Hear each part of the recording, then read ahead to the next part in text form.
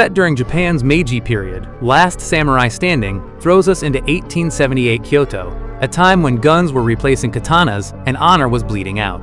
The story is basically a battle royale with blades. 292 samurai enter a deathmatch, each handed a wooden tag, and only one walks out alive, along with a massive 100 billion yen prize. Junichi Okada leads as Shujiro Saga, a desperate swordsman fighting not for glory, but to save his sick wife and child.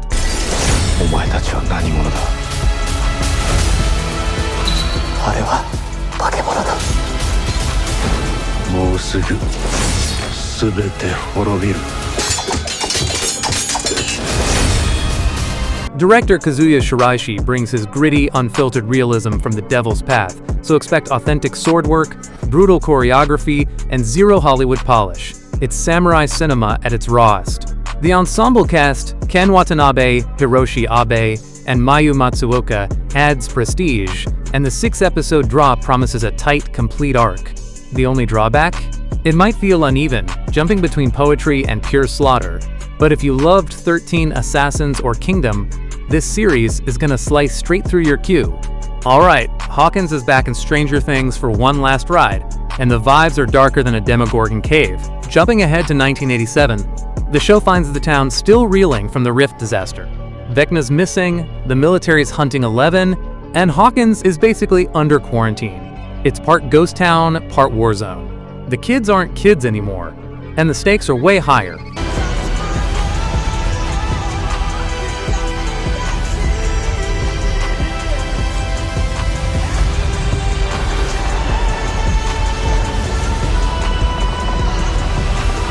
The Duffer Brothers are promising endgame energy, and rumor has it this final season dives deep into the upside-down mythology we've all been begging for. The cast's stacked: Millie Bobby Brown, Winona Ryder, Finn Wolfhard, David Harbour, plus newcomers like Linda Hamilton. Yes, Terminator royalty.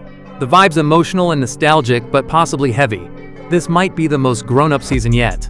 One potential issue could be juggling multiple plot lines, which could make the final act feel overstuffed, especially with 3 release parts, which are November 26th, December 25th, and December 31st. But still, even slightly messy Stranger Things is still way more fun than most shows' best days. Your boy Tommy Egan is heading into his final war, and Power Book 4, Force, Season 3 looks like pure chaos in the streets of Chicago. Tommy's running out of allies fast. The feds, the gangs, even his closest friends are closing in. So, it's one man versus everybody, and that man just happens to have the wildest temper on TV. Make him suffer.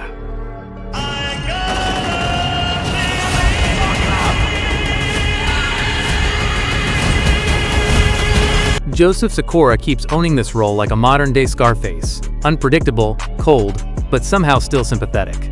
Director Robert Munich brings the same slick, bullet-riddled energy that made the series pop in the first place. There's talk of this being the final ride for Tommy, so expect explosive send-offs, betrayals, and those quotable power moments fans live for. My only nitpick is the formula's starting to show its seams. We've seen a lot of this story before. However, the performances and tension do enough heavy lifting to keep Force relevant right to its endgame.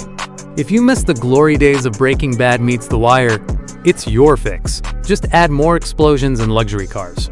Grab your bows, folks, because Robin Hood is taking the legend back to the mud and misery of post-Norman invasion England. Jack Patton plays Rob, the Saxon forester turned outlaw, while Lauren McQueen's Marion brings real backbone. Not just the sidekick love interest. Their dynamics fresh. Less fairy tale, more Bonnie and Clyde with arrows. I will tell you its reach, and listen to your heart. I will tell you what is right. Director John Glenn gives it that old-school British grit. Sean Bean as the Sheriff of Nottingham? Come on, he's born for this kind of morally gray villainy. The show digs into the real politics and class system behind the myth, showing how oppression shaped rebellion. Now, fair warning, the pacing might be slower than expected. It's packed with dialogue about faith and power, when what you might want is sword-swinging carnage. Still, judging from early previews, the fight choreography and sweeping cinematography make it totally binge-worthy. If you dig messy heroes and dirt-covered realism, Robin Hood is stealing November's spotlight. Alright, fantasy nerds, time to roll initiative. The Mighty Nein is Prime Video's animated follow-up to The Legend of Vox Machina, and it's a chaotic cocktail of magic, moral grayness, and dysfunctional teamwork. The series follows a ragtag mix of outlaws and mages trying to stop an apocalyptic arcane relic, the Beacon, from ending existence.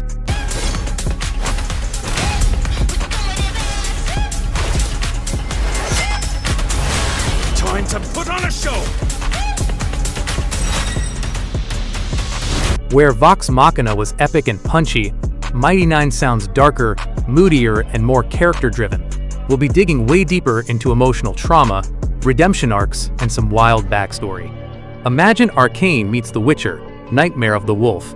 Animated, but vicious, beautiful, and violent. Now, this one might test your patience. It's rumored to lean heavily into lore and fantasy politics, which can confuse casual viewers. But the early animation reels are stunning. Combat sequences packed with dynamic spell work, fireballs lighting up the screen, and that trademark critical role humor that keeps the heaviness from crushing you. Whether you're a D&D junkie or fantasy newbie, the Mighty Nein looks like a crit hit waiting to happen. This series isn't flashy car chases or monsters, but trust me, it's political warfare at its most lethal. Death by Lightning dramatizes the true story of President James Garfield's rise and tragic assassination, told through razor-sharp political intrigue. Michael Shannon plays Garfield, stoic, brilliant, maybe too good for the system, and Matthew McFadden plays Charles Gateau, his disturbed admirer-turned assassin. Who is this man? What is he doing here? You are a seeker, an opportunist, Mr. President! and a pest. Eat shit, I'm a taxpayer! Director Matt Ross and creator Mike Makowski keep the atmosphere rich and unsettling. The cinematography looks textured and moody, kinda like The Crown meets House of Cards, but more intimate. What makes it hit is how it blends historical fact with psychological suspense. Every conversation feels like a duel, and Shannon's internal fight with fate is chilling.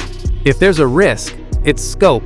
With only 4 episodes, it may feel compressed, but that tight focus could also unleash a prestige-level gut punch.